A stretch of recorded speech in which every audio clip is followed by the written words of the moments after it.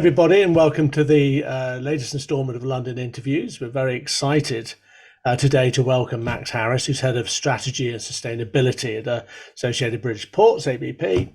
Max, welcome. Welcome to London Interviews. Nice to see you. And Thank you very much. Thanks for having me. certainly in the run up now, we've got a couple of weeks now before the big week, so to speak, and things are really starting to hot up and in a very positive way. So there's going to be a lot of exciting things to look forward to. And I know ABP, you're heavily involved in the week itself with events that you're running and that you're getting involved in.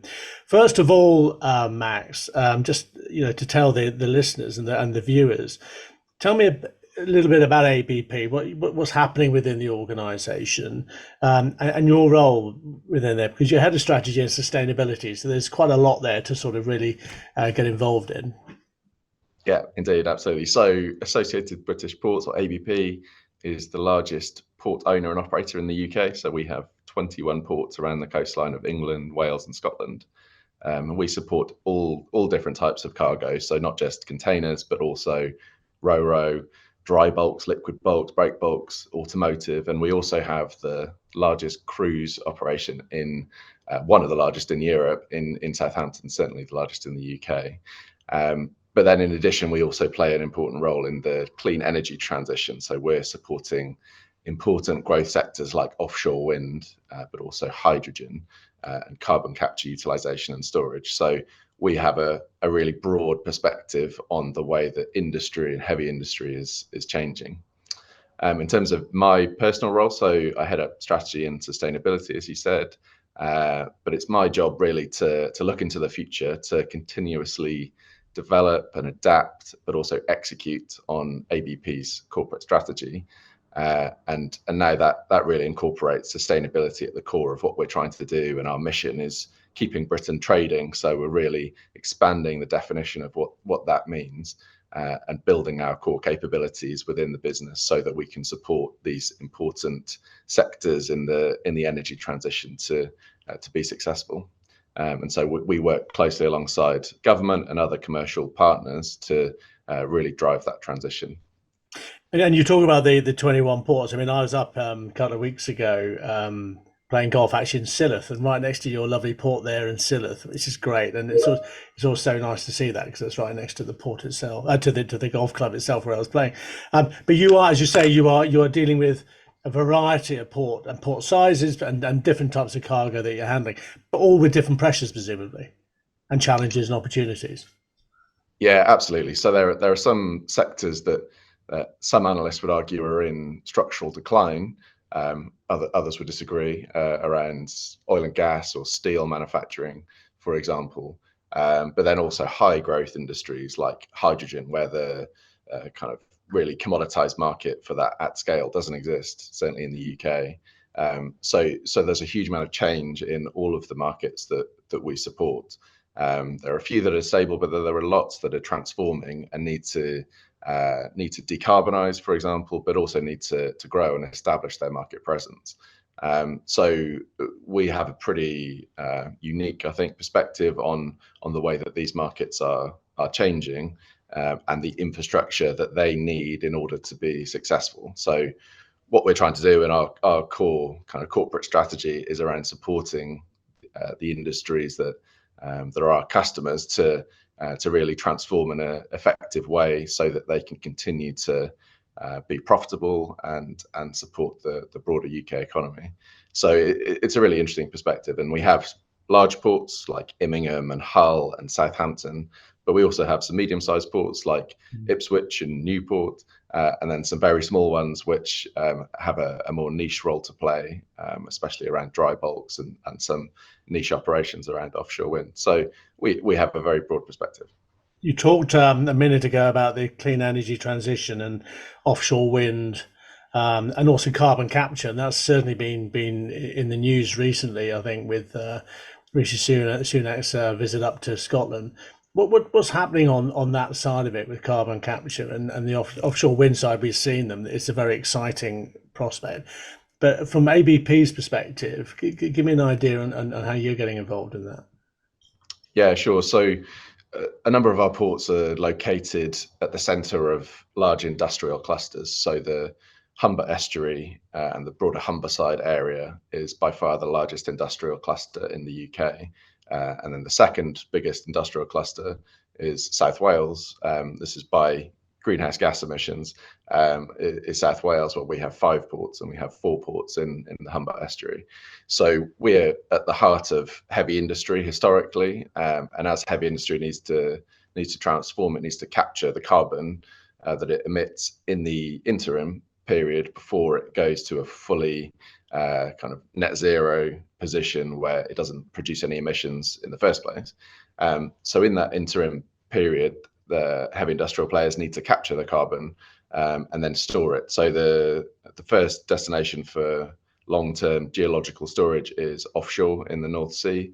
So the UK was pioneer in offshore oil and gas exploration. So therefore, the UK has a slight time advantage in terms of the spent gas reservoirs, especially under the North Sea, that are available and have capacity to take CO2 that's been captured in heavy industry.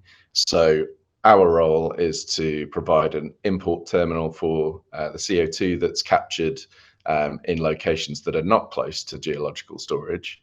For example, South Wales doesn't have any close geological storage, so we're looking to, with partners, to import the captured CO2 into our port in Immingham and provide interim storage there before it gets piped offshore to the geological storage under the North Sea.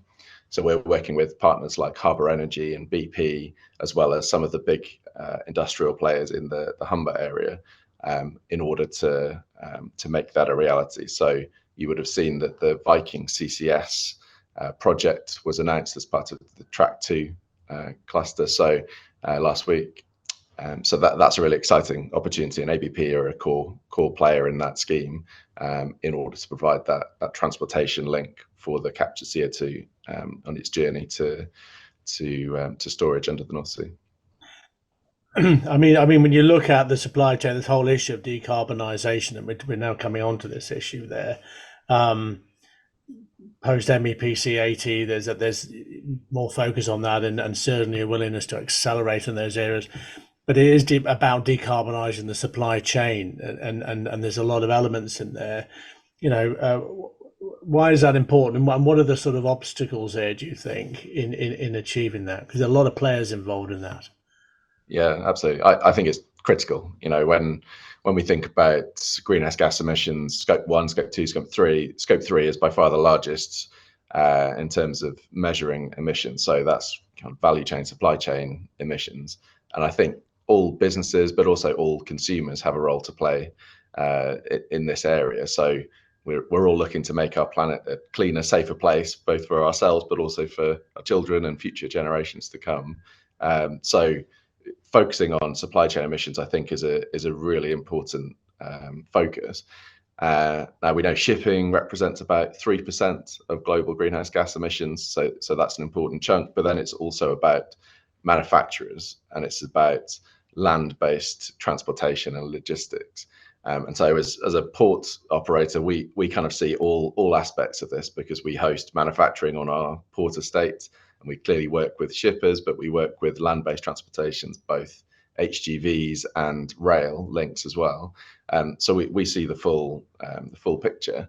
But as you say, it's very complex. There's lots of actors involved in this, and there's a huge amount of collaboration needed between industry, shipping, and also government and international organizations in order to move this forward. I think one of the biggest challenges is around data and data sharing, because of the complexity, the number of players in the ecosystem. Really, there's got to be a spirit of openness and partnership in order to share data and just have better visibility of where the emissions are coming from in the supply chain, and where if you did a kind of 80-20 analysis, where the biggest sources of those emissions are, and then target those first with that international collaboration. So it's by no means an easy easy challenge to solve. This is going to be really difficult, and it will take some time. So we need to be practical and pragmatic. But government has a huge role to play. International organisations need to coordinate and bring the key players together, and then ports can play an enabling role in providing, for example, infrastructure for alternative fuels or shore power for electric connections when ships are at berth. So there's a whole range of things, but I think data is critical to get that right, so that we have better visibility and we can take more active, proactive decisions about emissions and the way that logistics and supply chains are managed. I mean, do you think that data collaboration, sharing collaboration, etc., will sort of happen? Because I think there is a lot of market peer pressure on different sectors. You know, charters will only operate and work with owners who have a clean agenda and a sustainability a charter and agenda. Owners will only work with managers. Managers will only work with ship suppliers. So that's trickling down the supply chain in that respect. So there's going to be one would hope an accelerating a factor there moving forward. Yeah, I agree, and the risk is that with best endeavours on many fronts, there'll be a situation where we just have a number of different frameworks that that different players in different jurisdictions work with, and so there's no consistency globally. So there's a certain amount of progress that can be made on a national or a kind of a regional level, but I think it needs to be global. Ultimately, it needs to be a global effort, and there needs to be some global consistency for this to move forward. Because, as we know, shipping is a very global industry, the most global. And if we don't all work off the same rules, then we're going to struggle really to capture the whole prize.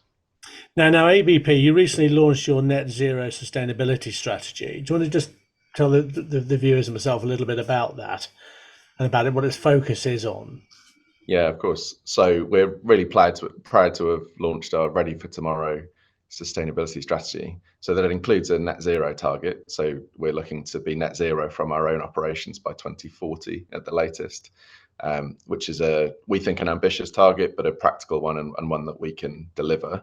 But our strategy, Ready for Tomorrow, is much broader than just greenhouse gas emissions and a net zero target. So we're also focused internally on air quality. So there's a key link up here with the shippers, because gases like sulfur dioxide, nitrogen oxide, and particulates come from the ships themselves, and which affects port air quality, and all of the customers, employees, and local residents around our ports are affected by that. So we're working with the shippers to try and reduce the amounts of pollutants that come from their ships. And one example is in Southampton, where we've installed shore power for the cruise industry to reduce emissions to zero when at berth.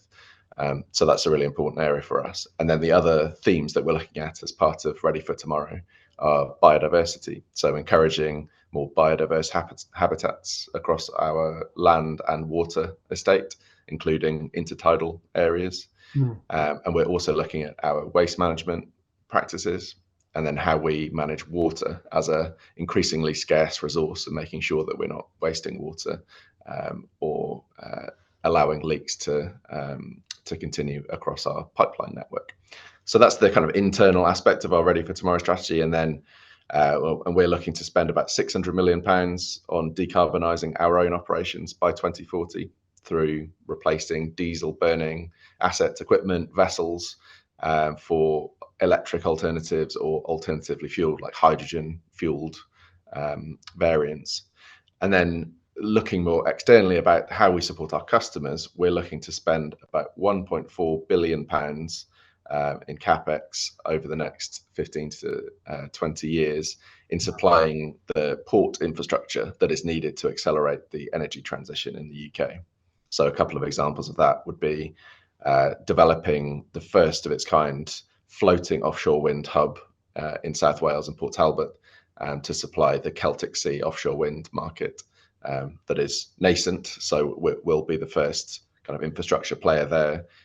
to support the growth of that market. And then, as mentioned, we're already supporting carbon capture and storage in the Humber, and we're also looking to support the import of green ammonia to produce green hydrogen to help decarbonise heavy transport, so HGVs, but also public buses.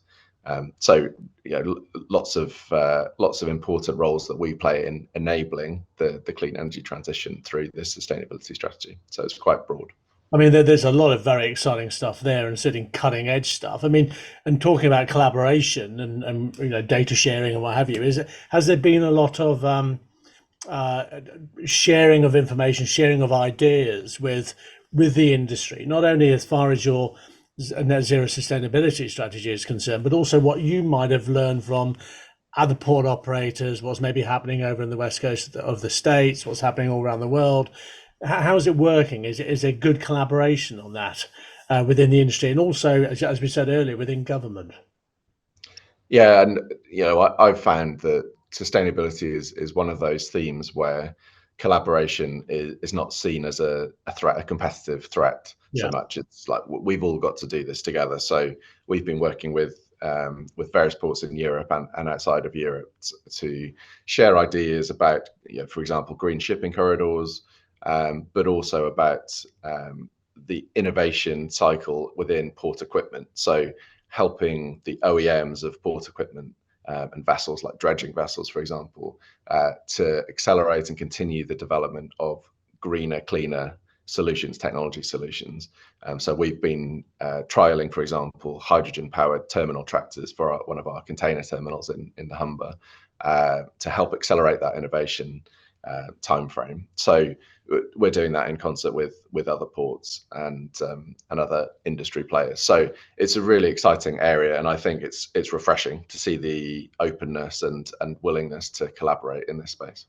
I mean, I was looking at the calendar just this morning, actually. I was doing every morning, actually, and I noticed that Maritime London, I think during the week, we've got an event on green corridors and looking at that area of collaboration. So, I think we're going to get a lot of good debate going on throughout LSW.